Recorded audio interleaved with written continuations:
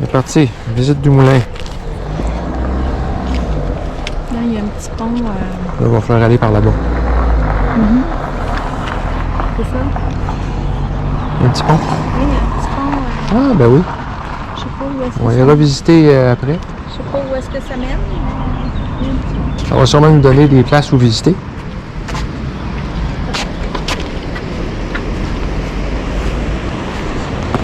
Oh, ça sent vraiment bon ici. Petite odeur.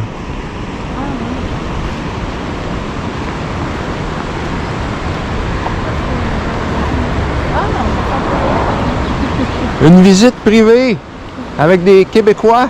Québécois? Oui. Très bien. Moi, c'est Jean, Sonia, Marion. Marion. Excellent. C'est la première fois que vous venez en France? Non, moi, c'est ma troisième, elle, c'est sa deuxième. D'accord. On a fait Paris, Aix-en-Provence. Là, on fait le sud-ouest. On fait Bordeaux. On fait ici 5 jours. Île-de-Ré 5 jours. Bordeaux 5 jours. Île-de-Ré, Bordeaux. D'accord. C'est Bien. bien. On est chez un autre, à Puy-Séguin. Puy-Séguin, ok. Puis, il nous a recommandé certains petits endroits dont on va te placer. Cool, bien, bien. Bah, là, c'est du patrimoine industriel. Un peu d'histoire artisanale un peu ancienne, quoi. Du coup, pour commencer, on va parler de cette rivière. Donc, c'est l'Isle qui arrive du Massif central. Donc, c'est les montagnes qu'on a à l'est.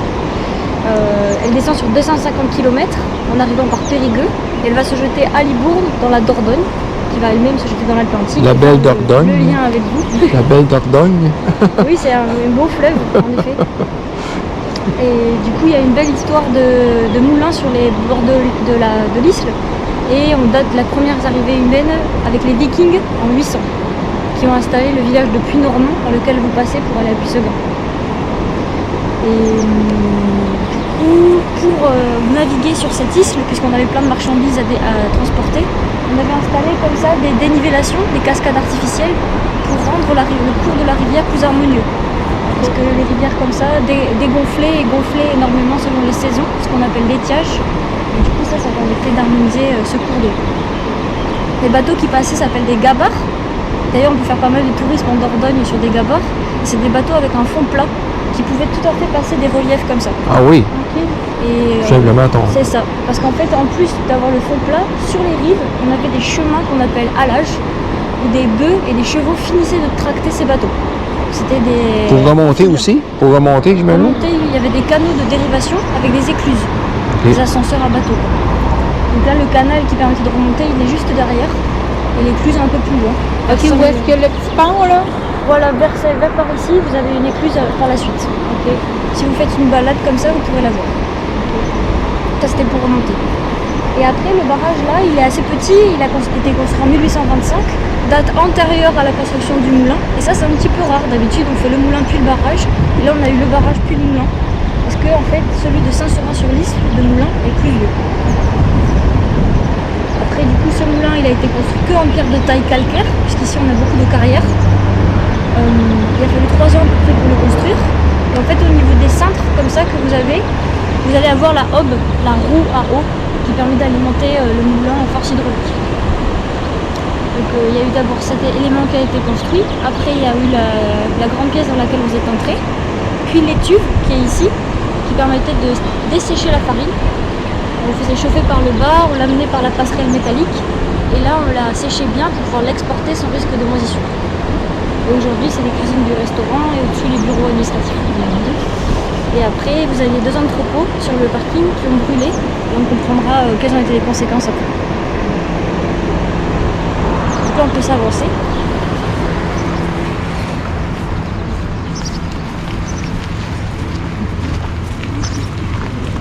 On va passer devant des jardinières. Vous avez toutes les variétés de blé qu'on pouvait amener à transformer dans ce moulin. N'hésitez pas s'il y a des mots qui vous... Non, on vous comprend très bien les Français. C'est les Français qui comprennent pas bien les Québécois. Clairement. Donc on avait des blés différents qui venaient parfois d'assez loin, du Gers, des Charentes, voilà, des régions avoisinantes, qui étaient amenés ici soit par les gabarres, soit par les charrettes, puis plus tard les trains.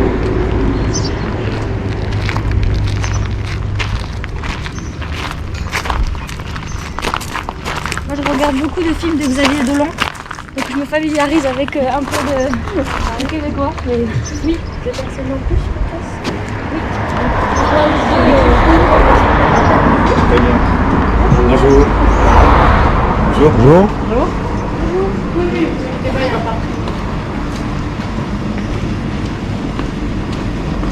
Oh, c'est parfait, comme ça, vous avez les noms.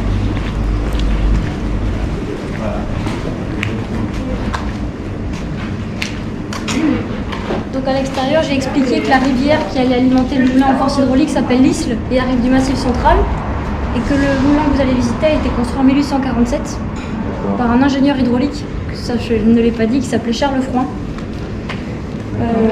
Ainsi que le fait que la cascade qui est là est une dénivellation artificielle qui a été mise au point pour rendre le cours de l'Isle navigable en toute saison. Ah, ok. Puis enfin que le barrage a été construit en 1825, date antérieure au moulin, ce qui est plutôt rare parce qu'en général on avait le moulin puis le barrage qui était construit. Or ici, le moulin de Saint-Seurin était plus ancien, donc on avait déjà commencé à faire un barrage pour retenir l'eau pour ce moulin. Bonjour. Vous venez de quel endroit? Vienne. Vienne. Au sud de Poitiers, ouais. De Montréal. Ah, bah oui, d'accord. Vous allez remarquer l'accent un peu. Un petit peu. Un petit peu. Bienvenue, bienvenue en France. Donc ce grand espace s'appelle le magasin. Aujourd'hui, il va servir de salle d'exposition pour la jute, matériau qu'on met à l'honneur dans l'histoire agricole. De salles de call les vendredis soirs, d'épicerie locale. Mais à la base, c'est le lieu où on va recevoir le grain de blé et expédier les sacs de farine. Donc toutes les circulations arrivent ici et repartent d'ici, puisqu'on ne peut pas sortir côté rivière, donc on fera tout en U. Et donc quand les paysans amènent les grains de blé par ici, ils commencent par les entreposer dans des silos. Donc vous voyez l'emprise de rouille au sol. Voilà, à peu près à ce niveau. Donc partout on avait des grands cuveaux comme ça dans lesquels on mettait tous les blés avant d'envoyer à l'expédition, à la transformation.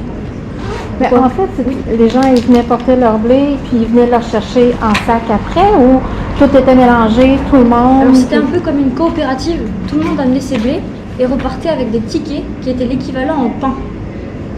Et ils allaient chercher ce pain dans la boulangerie qui était celle qui voulait. Ah, directement, en pain, Voilà, même c'est pas. ça. Oui. Donc c'était distendu comme production. On récupérait pas sa farine parce qu'ici elle était assemblée avec tout ce qui vient de toutes les régions. On avait l'équivalent en pain et on le prenait où on voulait. Ok. Ah, ok. Devant tout le monde avait la même manière de cultiver à l'époque. Bon, je pense que ça a toujours été Ça a comme toujours- aujourd'hui. Ah, On c'est a toi. toujours fait un peu sa sauce comme Ah, ouais, quand même. ça dépend de son terroir, la manière Ouais. dont on cultive. Donc comme les blés qui étaient apportés ici venaient peut-être jusque du Gers, des hauteurs des Charentes, on ne peut pas dire que tout le monde cultivait pareil. Ah, ouais, en Et fonction il y avait du sol. plein Ouais. de variétés. Donc Ouais. vous verrez dans les jardinières devant, on a pas plein de variétés de blé, de celles qui étaient broyées ici. Donc du coup ça implique à chaque fois des modes différents de culture. Et après à la fin on a des variétés gustatives et panifiables différentes. Selon les variétés on n'a pas le même taux de gluten, on ne va pas faire le pain pareil. C'est subtil mais ça existe. Ouais. Ouais, mais à l'époque, comme vous dites, qu'ils mélangeaient toutes les farines, enfin tout le blé. Oui. Alors même si ça fait différents... Ça finit par être un goût Le même presque faisait un homogène. assemblage. Fallait bien faire un assemblage. Lui il savait de quoi il retournait. D'accord. On va voir ça dedans. Ok.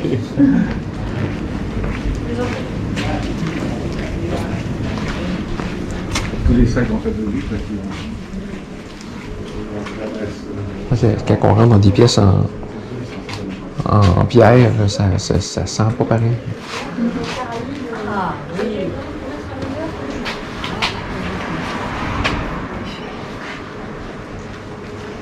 On va se peser.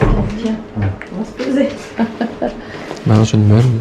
Donc là, on est à l'entrée du moulin. Donc, comme je vous disais, Charles Froin, c'est le premier, donc le fondateur de ce moulin. Donc, de 1847 à 1897, date de son décès, il a exercé ici avec des meules. Au début, il en avait 4, puis 6, puis 8. Là, cette meule que vous voyez, c'est un peu un jouet. Ici, elle faisait 10 mètres de diamètre, donc à peu près la pièce de la salle. Donc, il y en avait 8, il faut imaginer quand même un dispositif colossal. Donc, elles sont réalisées en granit, réputé pour sa solidité et sa rugosité. mais on n'en trouve pas dans la région, donc elles étaient, ce matériau était apporté. Quoi. Nous, on en a du granit. On a un endroit aussi, il y a du granit là. Ils en faisaient beaucoup de nos. Oui, ouais. oui, c'est vrai. Oui. Du Là, côté dans la de- Creuse, dans la Creuse. La Creuse, voilà, la Creuse c'est très près d'ici, et après c'est la Bretagne ou la Corse. Voilà, donc en 1897, Charles Lefranc décède, sa veuve et son gendre prennent un petit peu le relais, mais pour eux c'est difficile d'assurer l'activité de ce moulin et ils finissent par tout vendre aux enchères. Donc vous avez l'acte de vente ici, qui date du 8 mai 1903. Et à l'époque, les enchères, ça se faisait à la bougie. C'est-à-dire que c'est le temps de la cire de la bougie qui va déterminer le nombre de propositions. Ah oui, d'accord. OK. Je sais pas. Donc c'est un dénommé Louis Barrault qui vient de Tarbes, qui est négociant en céréales, qui remporte le moulin, le lot de fourrés de taillis qu'il y a autour, et il vient s'installer ici avec femme et enfants, et il reprend l'activité pendant une trentaine d'années avec les meules telles qu'a laissé son prédécesseur. Et en 1937, il coupe l'activité 6 mois et il se lance dans une grande mutation. Il va enlever toutes les meules, on ne sait pas où elles sont, et installer des machines. Donc tout ce que vous allez visiter aujourd'hui n'est pas un moulin parce qu'il n'y a plus de meules, c'est une minoterie. Voilà. Donc on est en 1937, c'est le tout début de la Seconde Guerre mondiale. Comment on peut qu'est-ce qui fait qu'un entrepreneur comme lui se lance dans un investissement pareil? On peut quand même se poser la question. On se pose la question. Probablement parce que c'est un bien essentiel. Non, le pain, c'est comme un bien essentiel. Ah oui, Voilà. Et donc pour supporter ce bien essentiel, surtout dans des temps troublés où on a besoin de nourrir et les militaires et les personnes, le gouvernement met en place 2 mesures qui sont intéressantes, c'est le contingentement des moulins et la péréquation des prix. Donc ce gouvernement, c'est Léon Blum, le Front populaire, et ces 2 mesures impliquent du coup d'allouer à chaque moulin une quantité de blé à moudre, ce qui implique du coup que le rendement soit suivi, et d'équilibrer les variations météorologiques ou boursières qu'il y a d'une région à l'autre. Ça c'est pour le côté production. Et du côté client, eh bien, on va avoir la péréquation des prix, donc blé, pain et tarifs vont avoir le même coût. Blé, pain et farine vont avoir le même tarif sur tout le territoire. Et de cette façon, on a une harmonie qui C'est homogène, Ça garantit un revenu. Et... Voilà, c'est ça. Oui, c'est ça. Et ça encourage totalement un entrepreneur à investir. D'accord. Donc c'est dans ces conditions qu'on met ça au point, sachant qu'à l'époque, on préférait brûler un moulin plutôt que de l'exploiter. Parce que c'était vraiment très troublé. Déjà, la bourse faisait des ravages. Donc voilà pour le contexte. Maintenant, on va pouvoir s'intéresser au blé. Et ça se passe juste là.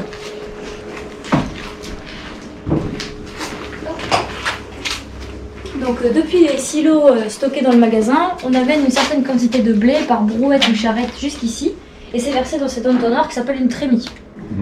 Là, vous avez ensuite un conduit dans lequel il y a une courroie avec des godets qui va faire un mouvement comme ça et venir chercher les grains de blé pour les amener au dernier étage. En effet, on va utiliser la gravité, puisque vous avez vu que c'est un édifice assez haut, pour alimenter les machines en blé. Donc de là, le grain de blé va traverser tout le moulin pour aller à l'opposé faire 10 étapes de préparation. Ensuite, il va revenir dans la partie centrale pour faire sa transformation et regagner cette partie pour être expédié sous forme de farine. Enfin, c'est bien de se rappeler ça parce qu'en fait, on ne va pas pouvoir suivre dans l'ordre chronologique le circuit du blé. Parce que si on monte et on descend, vous n'allez pas apprécier et on ne va pas pouvoir se faufiler dans les Il n'y a pas d'ascenseur. On va essayer de rendre ça cohérent au gré des étapes. Ça allait-tu vite? Parce que c'est Le rythme.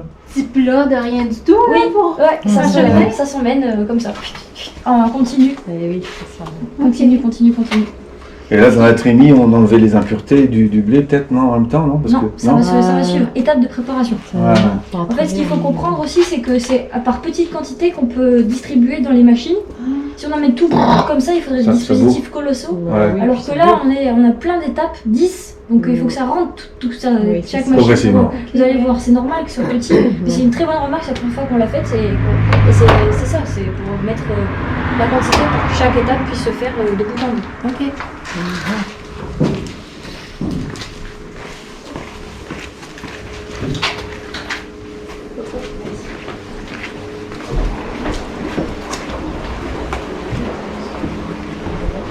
Ouais.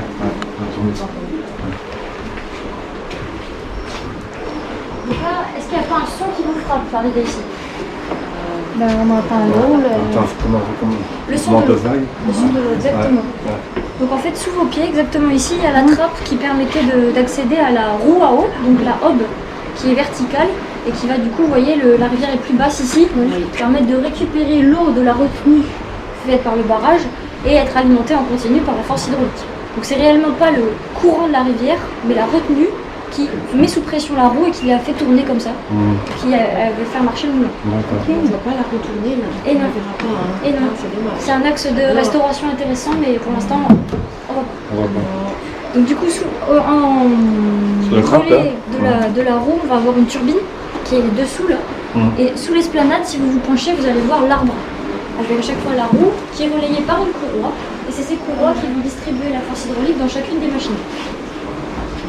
Et pour savoir quelle est la vitesse de l'eau dans les turbines, on a une machine ici qui est un indicateur de vitesse. Vous voyez, on voit ici bien la courroie qui vient chercher la vitesse dans la turbine juste dessous, qui est relayée par une roue puis un axe. De nouveau une courroie, voilà, distendue. Oui. Et là, avec l'axe ici qui est cranté, on peut du coup faire tourner la machine. Donc c'est à la fois simple et précis. C'est ancien, ça. Du coup, ça c'est la machine de James Watts, qu'il a inventée au début pour la locomotive à vapeur et qui a été mise sur des tracteurs et là dans un moulin. Donc le principe c'est deux poids. La turbine du coup fait gonfler la machine comme ça.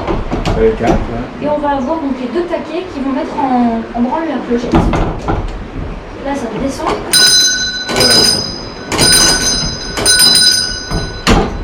Donc là on a plutôt la version pas beaucoup d'eau. Quand il y a un taquet, donc elle est restreinte et quand elle est gonflée, mais je ne peux pas le maintenir, on va avoir deux sonnettes. A l'inverse, si on est en vitesse de croisière, vous voyez sur cette partie, il n'y a pas de taquet, donc la cloche restera muette. D'accord. Et c'est là qu'on pourra dire Meunier, tu dors, ton moulin va trop vite, ton moulin va trop fort. Ainsi qu'on apprend dans toutes les écoles primaires. Oui! Ça fait référence quand même à une machine comme ça. OK.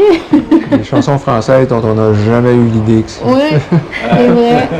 Parce qu'on n'a pas de moulin. Il n'y a pas de moulin là-bas Non. Très peu. À ma connaissance, on n'avait pas de moulin. Et vous faites de la farine de maïs? Non, de la farine, mais la farine devait être importée, probablement. Ben, en fait, en bas aussi, il y en a un moulin. C'est sur le bord de la rivière. Oui, ben, il doit y en avoir quelques-uns, mais on a plus, il n'y a plus de reste de moulin. Là.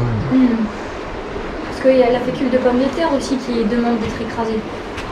Non, on n'a pas beaucoup de ça. Non, on n'est pas. Vous n'avez pas une grosse variété de On peut vous détruire des mythes tant que vous voulez, si vous voulez. Les mythes canadiens québécois, là. J'ai pas compris. Il y a Détruire des mythes canadiens, Ah, des ok, choses oui. que. Les mythes dans la farine. Non, Non. un mythe, Un mythe, c'est Des croyances. Des C'est croyances. pas pareil. Ben oui, moi je suis dans la farine. Hein. Je reste dans le sujet. Ben, c'est ça. Mais oui, on a plein de sortes de farines, mais d'où est-ce qu'ils viennent? Ben, en fait, maintenant, c'est la Saskatchewan, l'Alberta, le Manitoba qui sont les producteurs de blé et de céréales. C'est à peu près 15 à 20% de la production mondiale, le Canada. C'est immense, les champs. Là. C'est Oui. perte On de n'imagine vue. pas les c'est ça. dimensions. Non, c'est immense. Là. Ouais. C'est- C'est des grands rendements là. C'est. Je suis allé une fois à Regina, j'ai fait, pour le plaisir, j'ai pris l'auto à 120 km/h, une demi-heure de route par là. J'ai dit, OK, c'est assez, j'ai tout vu. Je suis revenu, parce que il n'y a rien. C'est effarant. C'est aussi, juste, hein. c'est juste des champs. Oh, sans arbres, sans rien. Oh. Bon. Eh ouais. Bon, maintenant qu'on sait que cette force hydraulique va alimenter nos machines et qu'on n'a pas de facture EDF à la fin et que c'est assez vertueux dans la circularité, voilà ici les premières machines qu'on a en présence. Donc c'est les broyeurs, les claqueurs, les désagrégeurs, c'est tous les noms qu'on peut leur donner, les machines à cylindres. Donc c'est le process qui va ressembler le plus aux meules. Donc les meules c'était une meule dormante fixe et une meule tournante au-dessus. Ça. Et ici, on va avoir deux paires de cylindres. Donc vous allez les voir après, c'est des gros tubes de fonte avec des crénures plus ou moins profondes selon l'étape de broyage à laquelle on se trouve. Donc dans chaque machine, vous en avez deux paires. Donc une première ici et la seconde derrière. Donc le grain de blé va entrer dans la première paire de cylindres. Il va être écrasé. Ensuite, par le conduit vertical, il y a une grosse courroie avec des godets. Il va remonter au dernier étage dans l'étamine. Il va ensuite redescendre dans la seconde paire, remonter, redescendre dans la première paire du second, remonter, redescendre dans la seconde paire du second, remonter, redescendre dans la première paire du troisième, Même cycle à chaque fois. et ainsi de suite dans les 6 machines, fois 2 paires, 12 allers-retours, pour passer donc de là à là. Donc là, il manquerait un ou deux bocaux, mais l'idée c'est de voir surtout qu'on a un éclaircissement. Alors qu'à la base, on a une poudre qui est plutôt brune. Oui. Parce qu'en effet, pendant ce broyage tamisage, on va avoir 2 éléments. On va affiner la poudre et on va surtout séparer l'amande du blé des peaux qui sont ici. Donc ça, c'est les issues de mouture. La mouture, c'est ça, et les issues, c'est ça. Et du coup, en faisant ça, on va perdre en nutriments. Et c'est ce chiffre qu'on va trouver sur la farine. Donc quand elle est super fine, super blanche, la minimum c'est T45. Et quand elle est plutôt complète, c'est la T180. Parce que plus il y a de peau dedans, plus elle est nutritive et plus le titrage est important. Et pour autant, pour faire de la pâtisserie, il faut de la T45.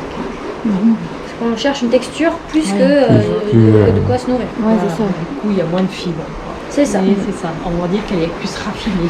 Et aujourd'hui, dans les pains, on recherche plus de nutriments. nutriments. Oui, tout à fait. Donc ce qu'on va faire, c'est quand on va mélanger le rémoulage et la farine blanche, on va obtenir le pain de campagne. Quand on va mélanger le remoulage, la repasse et la farine blanche, on va obtenir la farine complète. Et on a aussi le pain de soin, comme ça.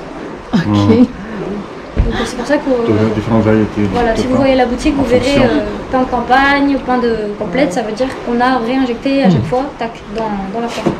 Et on peut aussi la raffiner un peu moins et être sur le T65, un espèce d'entre-deux qui passe. Voilà. Et donc ces issues de mouture, elles étaient exceptionnelles aussi pour l'alimentation du bétail. Donc du coup c'est pour ça que vous avez cet affichage, là Sanders, c'était des fournisseurs de nourriture pour le bétail très connus dans les années 50. Et puis qui étaient des clients principaux des barreaux, jusqu'à ce qu'ils mettent au point leur propre marque en 1954. Et c'est pour ça qu'il y avait des entrepôts sur le parking. Et en fait, quand ces entrepôts ont brûlé dans un incendie en 2002, ça a précipité la faillite du moulin et la fin de l'activité. Donc tout ce que vous allez voir, c'est de 1937 jusqu'à 2002. Voilà, 2002, incendie de ces entrepôts, fin de la marque d'exportation des issues comme bétail et fin de l'activité du moulin. C'est triste. Ça coûtait trop cher à reconstruire? C'était pas assez Je pense rentable? qu'ils n'avaient pas la foi. C'était aussi un incendie d'une origine particulière. Donc voici Louis Barrault. Là vous avez du coup des volants qui vont permettre d'ouvrir ou de fermer un peu, de réguler la turbine. Et ça c'est donc les cylindres qui sont à l'intérieur des broyeurs. Donc si vous les touchez, vous allez voir qu'on a des crénelures qui sont différentes selon les tailles. Plus gros à plus petit. Voilà, c'est ça. Plus petit, quoi. Attention à vos têtes en passant.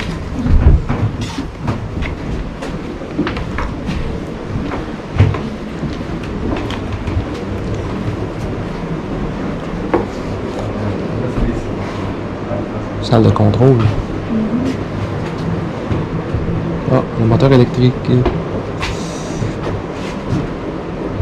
Donc là, en effet, on est devant une génératrice d'électricité qui a été installée en 1910 et qui permettait de récupérer la force hydraulique pour la transformer en électricité de lumière. Donc on voit qu'en 100 ans, on a bien changé de dimension au niveau technologique, mais à l'époque, c'était le nec plus ultra. Donc le moulin a été électrifié grâce à sa génératrice et la rivière jusqu'en 1961. Et de 1914 à 1934, le village de Saint-Seurin-sur-Lisle était aussi... de 1937... 1910 Oui, c'est ça, 1934. Le village de Saint-Seurin-sur-Lisle était aussi illuminé grâce au moulin, parce que du coup, M. Barrault était conseiller municipal là-bas, et il avait mis à l'étude le fait de pouvoir relier les deux parties. D'accord.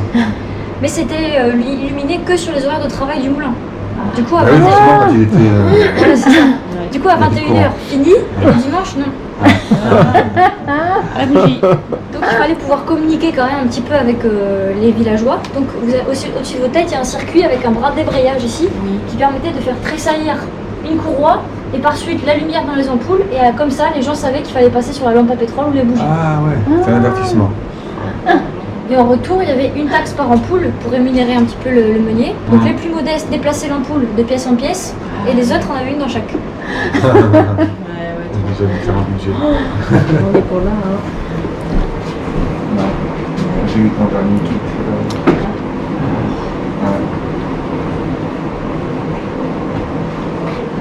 Ça fait même pas 100 ans, puis il y a un monde de technologie. Ouais, ça a évolué. Ouais.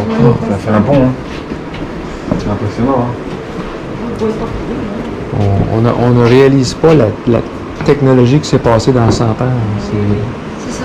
Et c'était déjà bien étudié, je trouve, quand même, hein, cette Ah ouais. époque-là. Hein. Quand on voit ce que faisaient les Égyptiens, on peut rester quand même pantois. Voilà, ça c'est encore autre chose. Hein. Une C'est civilisation des qui civilisations était plus hyper en anciennes. avance. Et on ne sait pas ce qu'il y avait avant. Exactement. L'archéologie tend à montrer que c'est pas les plus anciens. Hein. Ah, Enfin, bon, c'est un sujet. Intéressant. mais ça mérite d'être soulevé. Ouais. De douter surtout. Enfin, de pas être trop sûr de ce qu'on dit. Ah oui, oui. Ouais. Donc, notre grain de blé, quand il arrive par en haut, il a besoin d'être nettoyé quand même. Donc, il va descendre dans cette superbe laveuse, épierreuse, Mais essoreuse. là, il est arrivé par là-bas, loin. Il s'en vient ici, Là, quoi, vous dites le blé. Le blé est Il arrivé était là-bas. expédié là-bas et il avait traversé. Il a traversé au complet, C'est le ça, moulin. il avait Il d'abord- revient ici, Voilà, toute cette partie. avant d'aller dans Ouais, les... exactement. Toute cette partie du moulin qu'on va visiter maintenant, c'est les étapes de préparation. Ah, C'est tout ce qui va nous occuper, il y en a 10. Et après seulement, on reprendra le fil de la transformation. Wow, OK. c'est étonnant que tout ce qui est lavage, séchage aussi, j'imagine, ce soit par là et non au début, comme à l'arrivage du grain. C'est ça qui nous interpelle. Je me suis fait comprendre là. Oui, Oui, c'est oui. ce que je disais, c'est que Mais, hein, ça arrive à l'autre bout. Bah oui, Après, alors qu'il est nettoyé là. on peut aussi voir ça comme le fait que ces machines-là, elles rentrent dans un espace réduit. Elles peuvent s'empiler. Alors que déployer tous les broyeurs, on pourrait faire un espace réduit au début, c'est vrai. Mais en fait, là, on a pris le centre pour mettre tout ce qui est étendu, c'est-à-dire les tamis et les broyeurs, ça prend de la place. Alors que les petites machines, pour préparer, on peut les rassembler. Quoi. Ouais. C'est en fonction de la conception de l'édifice, quoi. C'est ça, par rapport à la taille À la rectangulaire taille. de la machine, Ouais. de la bâtisse. De bâtisse, ouais. Du coup, oui. Centraliser, donc Oui, ils ont simplement. centralisé tout ce qui est plus grand, le mettre au centre. C'est ça, hein? Oui, non, mais si tu fais grand mouvement, Ça va? même pas peur. Pardon. Donc d'autres laveuses, on va avoir de l'eau en haut, le grain de blé va passer au milieu, et en fait avec la force centrifuge, vous allez voir il y a deux récipients, on va avoir forcément les éléments les plus lourds qui viennent sur les extérieurs et les plus légers qui restent au milieu. Donc du coup, le grain de blé va passer comme ça et aller dans le panier à salade ici, tandis que les pierres vont pouvoir descendre dans le clapet ici, et quand le meunier peut, il va les évacuer à la rivière directement via la rigole. Donc là, ils sont projetés dans la panier à salade, Ouais. c'est essoré, fini d'être débarrassé de toutes les poussières, et aussitôt, on va, excusez-moi, avoir le grain de blé qui vient dans cette gouttière. Et là, par une machine qui est à l'étage qu'on verra par la suite, goutte à goutte, les grains de blé sont réhumidifiés. Donc à votre avis, avec Voilà. combien on les essorer, Bah oui, pour qu'on les assurer, il faut les pourquoi on les rehumidifier. réhumidifie? Voilà. La question est posée. Ouais, je pensais que c'était un séchage ou après. Ça, c'est le séchage. Ah, c'est quand En même fait, le c'est ça. séchage. Mais c'est juste égoutté là. Mais toute non, l'eau, c'est- toute l'eau elle sort de ça, sort de ce. Oui. C'est pour ça que vous avez une dalle béton. D'accord. Donc Ouais, ça, qui c'est- récupère, voilà. les- En fait, c'est parce que là, le grain il est plat. Là, voilà exactement, il est propre. Propre là. Alors, ils vont le remouiller. Oui, je sais pas, ouais, je comprends pas trop. Parce que ça colle au contraire quand il est modifié. En fait, Parce on va qu'il avoir doit- besoin. Oui, Parce qu'il doit y avoir un certain taux d'humidité pour le moule ou pour le... c'est ça. En fait, on a besoin qu'il soit humide pour pouvoir le ramollir et bien le broyer d'une part. Et d'autre part, il faut qu'on puisse le faire gonfler pour pouvoir séparer les peaux de l'amande. Ça, c'est un élément indispensable pour obtenir la farine D'accord. blanche. On ne peut pas décaler ces peaux sans le gonfler. D'accord. En le gonflant, la peau va C'est ça. éclater peut-être. On va se Voilà. décoller, voilà. Donc Ça se décolle, l'étape hein. du gonflement, c'est 24 heures. Ça se passe dans des caisses de stockage à l'étage. Ce qui fait que si on voit tout le circuit du blé à la farine, il faut au moins 3 jours. Quand même. Donc une fois qu'il a gonflé 24 heures, il va descendre dans les distributeurs qui sont ici, donc ces piles en bois. Et là, on va faire le fameux assemblage de tous les blés qu'on a apportés. N'hésitez pas à vous avancer. Donc dans chacun des distributeurs, on voit des trous, ça correspond à des intercalaires. Dans tous ces intercalaires, il y a des variétés différentes. Et là-dessous, on a des manettes qui permettent de faire descendre un certain pourcentage, d'où les chiffres qui sont ici, pour que le meunier, comme un vigneron, fasse son assemblage. Après, tout ça, ça C'est la descend manutention. dans le conduit, où vous avez une vis sans fin comme ça, et du coup, on peut emmener les blés à la suite pour la transformation. Ouais. Le blé se promène comme ça, comme ça. Ouais.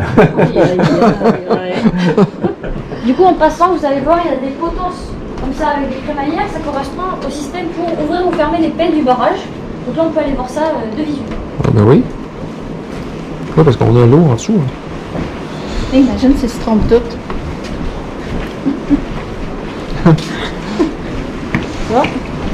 Ça, c'est de la colle. Ça fera pas de pain.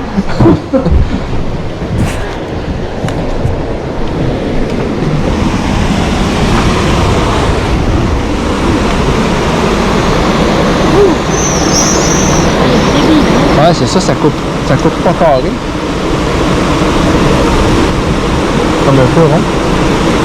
C'est pour les bateaux. Ouais, c'est ça. Tu sais, puis il y a un flap. Tu sais, tac, tac, comme un escalier.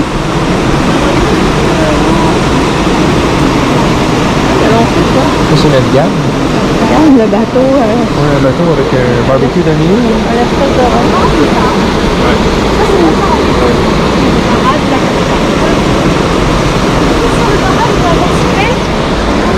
La crémaillère qui permet de fermer les pelles.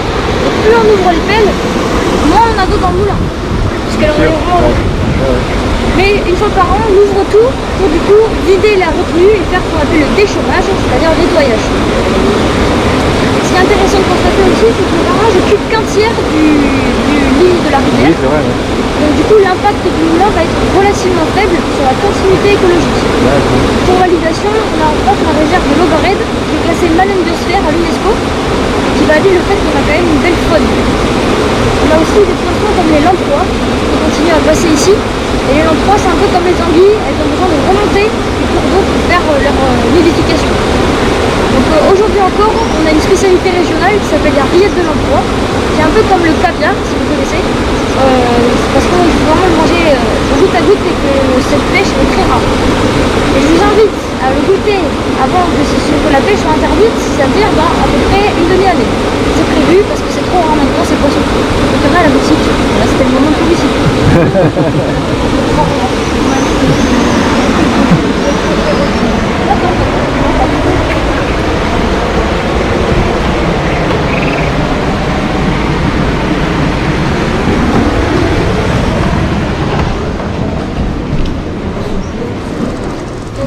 C'est la forge, l'endroit où le meunier pouvait dépanner des outils en autonomie, quoi.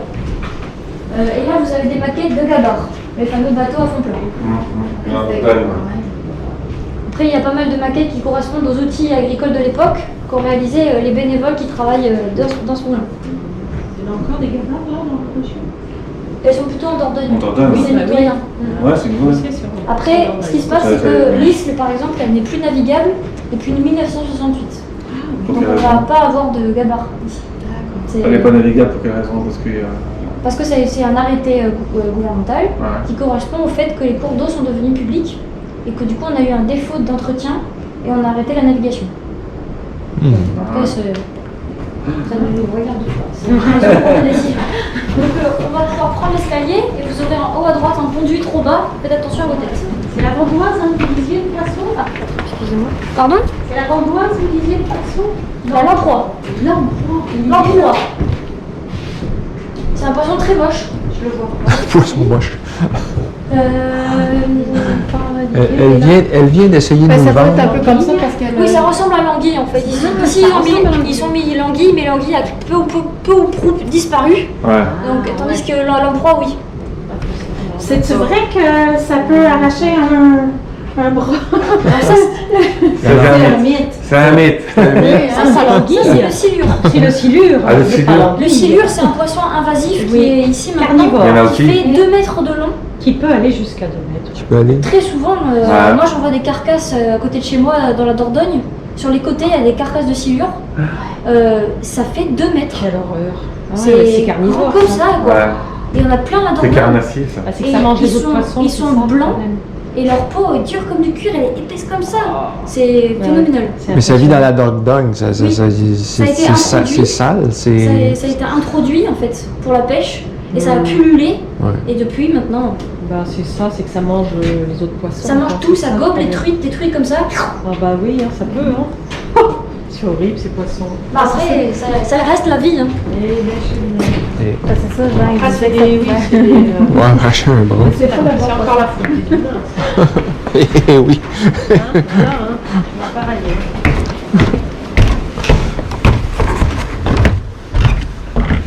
Allez, on monte au premier.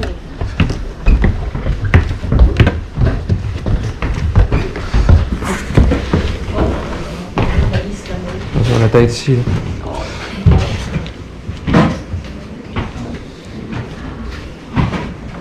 Des machines, les machines.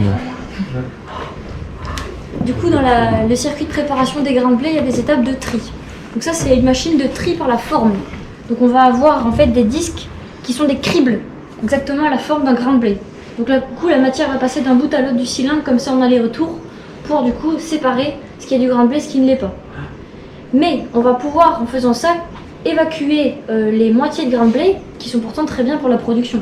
Donc en relais, vous allez avoir ce toboggan derrière vous. Et en fait, toujours avec le même principe que dans la laveuse, la force centrifuge, on va avoir du coup les éléments les plus lourds sur les extérieurs et les plus légers au milieu. Donc les plus légers, ça va être par exemple voilà, les moitiés de grains de blé. On va pouvoir récupérer au moyen des conduits qui sont avec chaque gouttière et les remettre dans la production. Et puis sur l'extérieur, on va pouvoir sortir les grains de blé, les cailloux et tout ça qui resterait non trié. Mhm.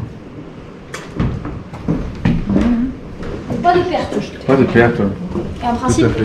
c'est ça. Pas minimiser. Et ça, c'est la machine du coup à godet qui permet de réhumidifier au goutte à goutte les grains de blé au rez-de-chaussée dans la gouttière. Et donc en amenant l'eau au moyen du tuyau ici. Donc du coup, les grains de blé arrivent par le dessus, ils tombent comme ça dans la roue.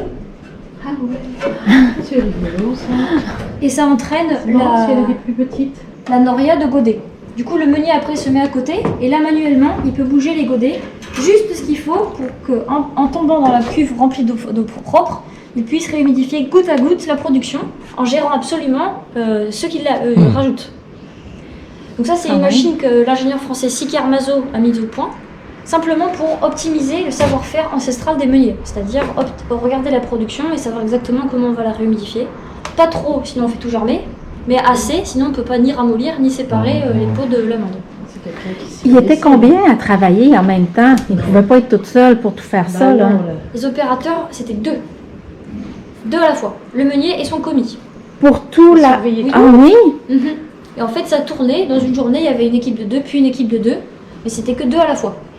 Wow, ok. Quand même. hein? Oui, parce que là c'est un poste. C'est je veux efficace. dire, enfin, lui, pour humidifier, c'était à un moment donné, c'était pas toute la journée de toute façon. En fait, on va dire que comme il faut 24 heures, on va avoir cette première étape qu'il faut gérer, toute la préparation. On va laisser ensuite 24 heures gonfler et on va prendre la suite Ah oui, c'est le ça. lendemain. D'accord. OK. Ou bien on va peut-être faire déroulement entre temps. Ça, au niveau de la gestion du boulot, je sais pas, j'ai été. Euh, C'est 24 heures, d'accord. Ben, il faut stocker durant 24 heures. voilà la caisse de stockage, donc derrière, Ok, où on avait les grains de blé humidifiés. ok. Donc, il y a quand même la limite de production est gérée par la quantité de stockage et de production que tu peux faire. Parce C'est que ça, mais c'est pour ça qu'on a le magasin au début avec des silos et que quand on décide de lancer un lot, on prend juste ce qu'il faut, on fait la préparation, on envoie les farines, tac tac tac, c'est une circulation complète. OK. Et c'est pour ça qu'on a une première étape finalement de stockage voilà, qu'il faut pouvoir gérer dans le temps, mais ça c'est toujours la limite dans une production, c'est où on stocke. Exact. Donc ça c'est une ébarbeuse. C'est pour enlever les barbes, donc les poils qu'on a sur les épis ou sur les grains. Donc à l'intérieur vous avez connaissais cette ça, toi? brosse en spirale, ça projette les grains sur les parois et vous avez des encoches qui vont couper net les barbes. Donc une machine comme ça produit énormément de poussière. Et les poussières, c'est l'ennemi numéro 1 d'un moulin. Donc là vous avez tout de suite un conduit qui va les aspirer et les envoyer dans l'armoire centralisée de poussière sale, qu'on verra juste après à l'étage. En effet, les poussières, quand elles s'agitent, dégagent de l'électricité statique. Cette électricité statique, en se combinant avec quelques gaz de fermentation dus au stockage des grains mouillés, boum! Et les explosions, c'est hyper fréquent dans les moulins et dans les silos notamment. Dans les années 90, à Blaye, à côté de Bordeaux, on a eu un cheptel énorme de silos qui ont pété, en faisant beaucoup de dégâts matériaux et humains, un peu gravissime quand même. Donc ça, c'est quelque chose qu'il faut toujours gérer, les poussières, dans n'importe quelle production qui fait des poussières, et en particulier les moulins.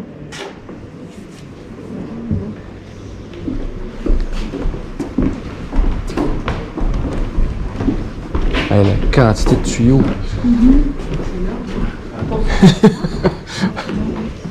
Un Lego en tuyaux. Voilà. Donc ça, c'est la forêt de conduits qu'on appelle la salle des gravités. Donc sous nos pieds, il y a les broyeurs. Au-dessus de nos têtes, les tamis. On a parlé de 12 allers-retours. Il faut bien que ça passe quelque part. Donc voici tout ce qu'il faut pour que ça fasse le trajet. Et c'est des vis sans fin pour remonter? Alors, non. Est-ce que ça peut être d'autres? Ça aspire. On l'a vu plusieurs fois, ce dispositif. Les petites cuillères. Ah, les petites cuillères. Voilà, la courroie à godet. Ah, ben oui. Exactement. Les vis sans fin, ça va être dans les horizontales. Et dans les obliques, vous allez avoir la gravité. Donc, les godets sont dans Tous les horizontaux. tous les horizons. Ça devait être une nuisance, le bruit. Alors voilà, c'était un environnement hyper assourdissant. Ça devait. Hyper assourdissant. Du coup, vous avez aussi 2 générations de conduits. Vous avez la première qui est en bois. Donc ce bois, c'est du pitch pin qui vient de chez vous et qu'on trouvait aussi en Europe du Nord. Ça a été introduit en 1868 parce qu'il y avait 2 qualités formidables, imputrescibles d'une part, et que les xylophages détestent, puisque les xylophages d'ici connaissent pas les vôtres. Donc ça allait bien pour les mettre ici. Vous rajoutez par-dessus le fait qu'on étanchéifiait tous les jours avec de la cire d'abeille, et c'était du coup optimal. Donc un des actes de restauration du moulin aussi, c'est de recirer les conduits et les planchers comme c'était le cas avant, parce que ça devait être aussi assez fin en odeur et en aspect. Oui. Ouais, tu peux pas introduire d'odeur dans ta production. Non, puis c'est naturel aussi, avec la farine. C'est ça. Comme bois, c'est du Douglas. C'est le pitch pin. C'est ça que vous disiez. Ouais. Mais pour autant, les conduits étaient carrés, parce que du coup, c'est très difficile de tourner des sections comme ça. Et dans des carrés, il y a des coins, dans les coins, il y a des bouchons.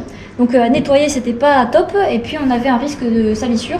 Donc après, on est passé sur des conduits circulaires et aussi en métal.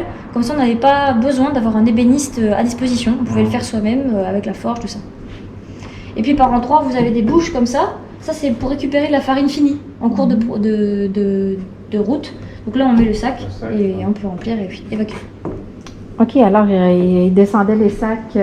On verra ça à la fin. OK. Et puis vous avez, comme vous avez ouvert tout à l'heure, J'ai vu la tête, Oui, c'est ça. Ouais, mais imagine, hein, descendre les escaliers.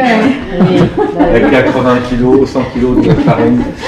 donc ça c'est des trappes de visite. Ça permet à la fois de nettoyer en passant des hérissons, mais aussi pour prélever la farine et voir où on en est, puisque le meunier c'est quand même un métier de sens et il faut pouvoir consulter la production. On va pouvoir prendre l'escalier.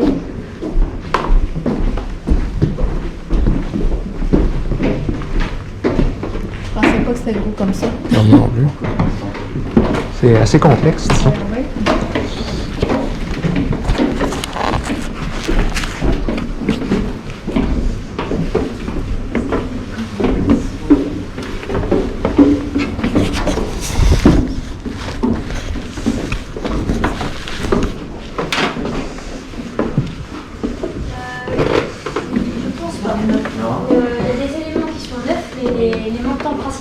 Oui, Le autant. fêtage en châtaignier, Ça, c'est d'origine. Ça date de 1847. Ça, c'est d'origine. Il fallait la monter déjà, cette poutre-là. Voilà, parce que de nos jours, on ne trouve plus d'arbres de cette envergure. Et vu la hauteur du moulin, je sais pas comment ils ont fait pour la monter. L'amateur. Donc, le grain de blé était arrivé tout au début à l'opposé. Je vous ai dit qu'il traversait tout pour faire les 10 étapes de préparation. Donc, c'était au moyen de ce conduit métallique qui s'appelle un Redler. Donc, on peut s'imaginer qu'avant qu'il soit installé comme ça en métal avec une crémaillère, c'était un conduit avec une vis sans fin. Donc là, en fait, le grain de blé va descendre à l'étage inférieur dans une caisse de stockage et être reventilé grâce au cyclone. Donc c'est les pales qui sont dans l'entonnoir métallique, dans la toute première machine de préparation qui est ici, et qui est une machine de tri par la taille. là, vous allez avoir un crible, encore une fois, qui va vibrer. On va pouvoir pousser les grains de blé dessus. Et là, discriminer les éléments. Ça me donne l'occasion de faire le résumé de tout ce qu'on a vu. Donc de là, du tri par la taille, ça descend dans le tri par la forme. Ensuite, c'est ébarbé. Ça redescend au rez-de-chaussée pour être lavé, essoré. Puis ensuite, c'est réhumidifié entre le premier et le second et le deuxième étage. Gonflé 24 heures. Après, on assemble tout ça pour faire le lot de farine. Et ça part à la broyage tamisage. Ça, c'est la première étape, là. Ça, c'est la toute première. Ouais. Toute première étape. Là. Non, parce que si on faisait les étapes en ordre, on passerait notre temps à monter. Oui. C'est ce qu'elle nous disait au début. Ouais, c'est ça. Et ça, c'est l'armoire centralisée de poussière sale. Donc, qui ouais. communique avec les barbeuses. Vous voyez qu'on a toujours notre circuit hydraulique. Ouais. En fait, le but de la machine, ça va être de reproduire un mouvement pour agiter les particules et les centraliser par l'électricité statique. Donc ça va bouger comme ça. Voilà. Et du coup, les poussières vont s'agiter et se mettre tout autour du tissu. C'est l'inverse d'un aspirateur. Et donc là, elles restent ici, et là, par appel d'air avec une trappe au-dessus, on les expédie à l'extérieur du moulin. Donc là, vous voyez plus, on voit pas l'ouverture de sortie. Oui. Mais il faut s'imaginer que c'est par appel d'air qu'on sort les poussières. Et donc, elle se volatilise sur le toit. C'est ça. Enfin, ouais. Dehors. Dehors. D'accord. Donc en regardant cette armoire, vous voyez aussi ce logo, donc Schneider et Jacquet de Strasbourg. Ça va être le même logo sur toutes les machines, et c'est ce qui fait que ce lieu est inscrit aux monuments historiques. C'est le même constructeur, et le tout a été installé donc en 1937 au cours des 6 mois de changement d'équipement. C'est comme ça que voilà, on peut valider un patrimoine. C'est un beau contrat. Un beau contrat. Hein. Un beau contrat. Le vendeur devait être content. Et donc voilà les fameux tamis. Donc toujours sous nos pieds la forêt de conduit, tout en bas les broyeurs et voilà au-dessus les tamis. Donc les tuyaux pour amener la matière dedans vont se terminer juste au-dessus où il y a un espace qui permet juste de couder les tuyaux pour finir de les amener là. Donc c'est pour ça qu'on ne monte pas. Et donc ces tamis on les appelle des planchisteurs parce que ça a été inventé en Hongrie et ça veut dire en langue germanique tamisé quoi. Donc c'est ni plus ni moins qu'une grosse boîte avec des tamis de différents grammages dedans. Donc tout en haut vous allez avoir un tiroir comme ça avec une maille qui est très épaisse et puis tout en bas du tamis vous allez avoir ça où on ne sent même plus les trous et ça c'est de la soie. Vous pouvez toucher si vous voulez. Je comprends, ça peut être fine la farine. Voilà. En effet. Et donc dans la boîte on va avoir un tamis, ensuite des brosses, un tamis, des brosses, un tamis, des brosses. Donc des brosses c'est comme ça avec des poils obliques. Et en fait, elles vont du coup tourner. Ah, d'accord. C'est ce qu'il faisait. Okay. Il pouvait passer comme ça travers. et laisser passer la matière soit à travers si elle est suffisamment fine, suffisamment broyée, soit évacuer dans les trous ici pour redescendre via le conduit qui va bien dans le broyeur et recommencer l'action. Et donc pour passer, il va falloir un mouvement. Et c'est l'oscillorotation du planchisteur comme ça. Toujours à la force hydraulique avec l'axe vertical, c'est la courroie qui permet de... Le courant en haut. Ça fait tourner le tout. Ouais. Et pour éviter que la machine ne parte en sucette, avec les dents, on a ici du coup des tiges en rotin. Donc c'est du bois qui pousse sur les bords de rivière, qui est super solide et en même temps souple, qui va réguler la vitesse. D'accord. Voilà, donc c'est grâce à la forme des tiroirs qu'on va pouvoir... C'est pas comme la laveuse quand tout s'accumule sur un côté puis que ça cogne. Tout est prévu, là, la brosse et tout. Hein. Il y a beaucoup d'années d'ingénierie à travers la farine. Ouais. C'est pas arrivé dans la même année, c'est pas arrivé tout dans la même année. C'est ça.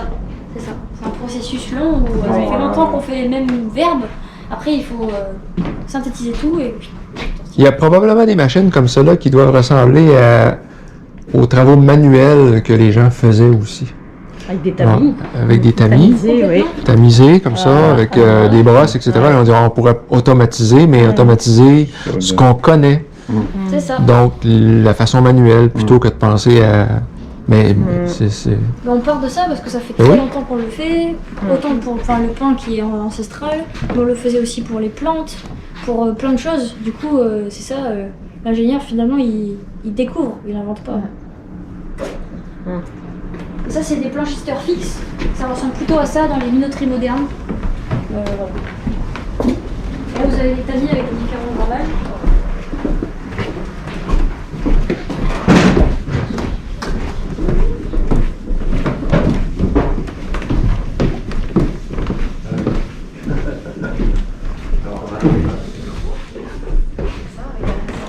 Un autre balayeuse. Du coup, comme on est à l'étage où on tamise des farines, on peut s'imaginer que l'atmosphère était un peu saturée de farine. Et donc du coup, récemment, on a installé cette armoire centralisée de poussière propre qui va filtrer l'air, récupérer la farine aérienne pour la remettre dans la production. Donc à la fois, ça assainit l'air et puis c'est un manque à gagner assez important. OK. Et là derrière, vous avez la toute dernière étape de vérification de la farine. C'est un blutoir de sécurité. Donc en fait, c'est un tamis rond. Et dedans, on va pouvoir intervenir pour retirer ce qui se serait glissé en cours de route dans la farine, quoi. Notamment des souris, qui étaient quand même une réalité dans les moulins. Souris. Mais le plus possible, on avait quelque chose de propre à la fin. Des protéines à travers la... Oui. Très nourrissant. Donc voilà, une fois que maintenant on peut s'imaginer qu'on a nos farines, on va pouvoir les mettre en sac. Et ça se passe juste dessous.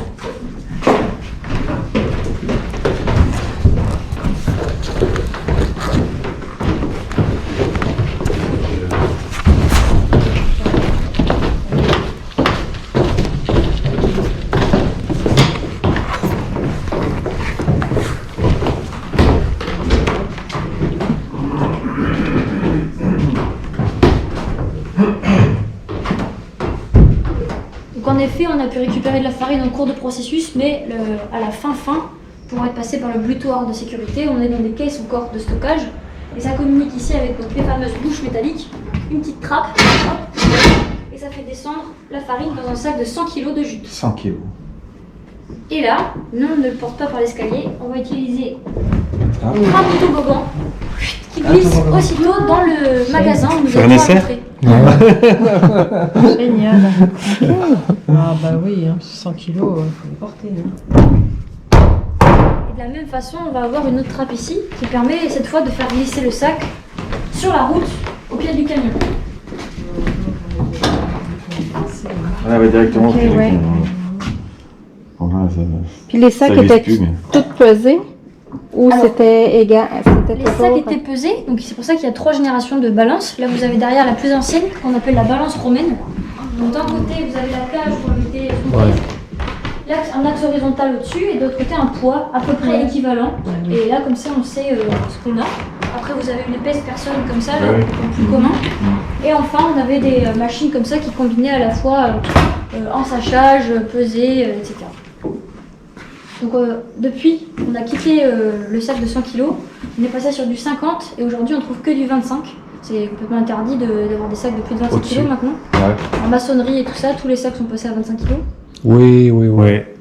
À cause du santé-sécurité. Voilà.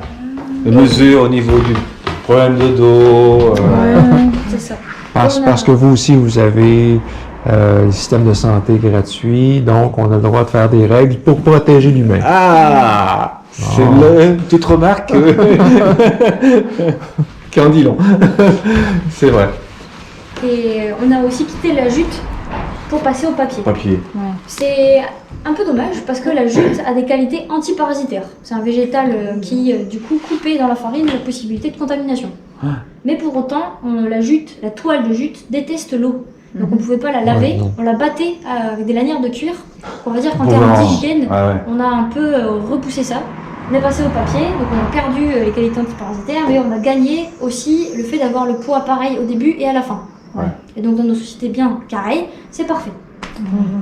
La jute, c'est quoi comme matière en fait? Donc la jute, c'est Quoi, un du jute végétal qui pousse Oui, hein. en Inde et qui est récolté comme le chanvre ou le lin et dont on tisse et c'est là qu'on dit la jute. en fait, pour faire la toile de jute. Ah oui, je m'étais jamais posé la question. Ouais. Et enfin, en bas, vous allez avoir un petit film qui part de ce matériel. Parce qu'en fait, il y avait l'exposition de sacs, et en même temps, il y a le petit panorama, la rétrospective, là, pour expliquer l'histoire de Intéressant. Ouais. Sur le sac, si vous lisez, vous allez voir qu'il y a écrit donc Dinguin. C'est le nom des derniers propriétaires du moulin. Parce que donc c'est 3 générations de barreaux qui se sont succédés dans le moulin. Donc Louis, Pierre et Paul, jusqu'à 1997. Puis là, c'est les Dinguin qui ont pris le relais jusqu'en 2002. Et qui donc ont une activité plus courte avec l'incendie des entrepôts. Ouais. Et donc après la fin de l'activité, le moulin a été fermé et laissé à l'abandon jusqu'en 2006. En 2006, il y a un promoteur bordelais qui s'appelle Norbert Fradin qui a fait l'acquisition des murs avec un projet immobilier. Mais le maire de Porchère, qui s'appelle David Redon, a inscrit le lieu aux monuments historiques pour les raisons que vous connaissez. Et dans le même temps, fondé l'association Vivons avec le moulin de Porchère. Et ensuite, par accord avec M. Fradin, l'association est devenue gestionnaire du lieu et promouvoit le patrimoine. Il devait être content, le monsieur Donc, Fradin. oui, c'est ça, ouais, j'imagine. C'est l'optimisation fiscale. Ah oui. C'est comme ça que ça marche. Donc, du coup, ce moulin-là, il reste dans l'état, quoi. Il ne sera pas rénové. Il reste. Alors, on peut faire des rénovations des restaurations, pas des rénovations, dans un monument historique, mais il faut faire un dossier qui soit validé à plusieurs échelles, et ça prend du temps, mais ça c'est tout à fait possible. C'est possible, ouais. Il faut juste s'y mettre. Ouais, puis les finances.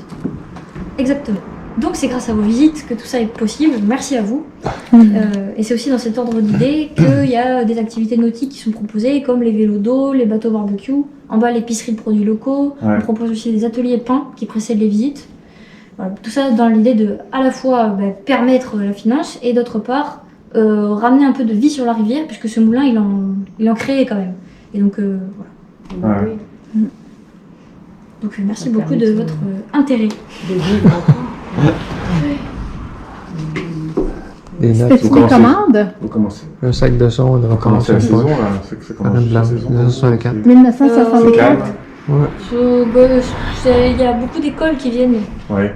donc depuis déjà quelques semaines. Donc D'accord. il y a les mardis, il y avait 90 enfants. D'accord. Aujourd'hui, il y a un groupe de 63 personnes du Secours catholique, je crois, qui Oui, viennent. qui viennent, d'accord. Il y a des groupes comme ça. Après, il y a toutes les entreprises qui font des team building, qui viennent faire des trucs. Il y a des choses. Donc vous êtes souvent sollicité du coup. Voilà, L'été, après, c'est plus les touristes. L'été. Je sais pas, c'est ma première saison ici, donc Ah, d'accord. on verra Donc, après. vous commencez. Il y a tenue historique et tout. Hein. Ah, c'est le boulot, hein. Ouais. Mais non, c'est sûr que les dates et tout ça, il faut se les mettre dans la tête. Bon, après, quand on commence à répéter plusieurs fois, Oui. ça vient. Ça vient. D'accord. C'est comme un spectacle, c'est toi qui fais le show. Exactement. Puis De toute façon, les autres en si face tu ne te savent trompes, pas. si tu Ah, te c'est trompes ça, ou tu tu dis fais quelque n'importe chose de quoi, pas c'est ça, correct, ils il y a savent juste pas. toi qui le sais. C'est ça. C'est ça. Ouais. À moins que parmi les touristes, il y ait un gars qui soit vraiment renseigné avant. Ah non, c'est pas cette date-là. Pas totalement. Il y a des questions auxquelles on ne peut pas répondre. Ouais. Google va faire le reste. Comment Google va faire le reste. Non, ou pas, hein. Ou pas. Alors, il est dit qu'en théorie, tout est en état de marche. Après, pour vraiment savoir, il faudrait tester tous les mois. Hein. Ouais. Donc là, C'est grandiose. Hein. Ouais, ben, c'est une chose de la faire marcher, mais c'est une deuxième chose de la faire passer au santé publique ou je sais pas trop. Là, Oui, c'est ça. Avec les normes aujourd'hui. Avec les normes, Ouais. Oui, ça c'est sûr. C'est vrai, s'il y a un C'est contrôleur. tellement pointu maintenant, leurs normes là. J'ai vu un petit peu de rouille, je pense que ça passerait Ça pas. passerait pas, c'est ça. Déjà, avec les sacs sont trop gros aussi. Fait que, terminé. Voilà. non, mais une personne qui a été graisseur de courroie, qui est venue visiter récemment. Oui. Et il venait ici pour faire ce travail. Donc c'était assez amusant de le voir et de prendre note aussi de l'état. Ah oui, Ouais. c'est dû. C'est dû. C'est énorme. Hein. Ok. Je m'attendais pas à ça. Moi, je pensais de voir juste une meule avec un homme qui tourne en rond. Oui, Ouais. mais ça c'est le moulin traditionnel. Hein. Et là c'est... C'est-tu d'origine? C'est. vous savez, c'est quand même pendant toute l'activité, donc ça peut être mis en 2002, ça va. Que 20 ans finalement. Ouais.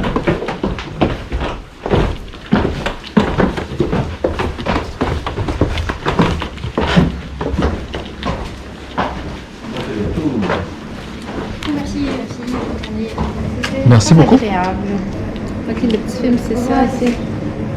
Vous allez avoir le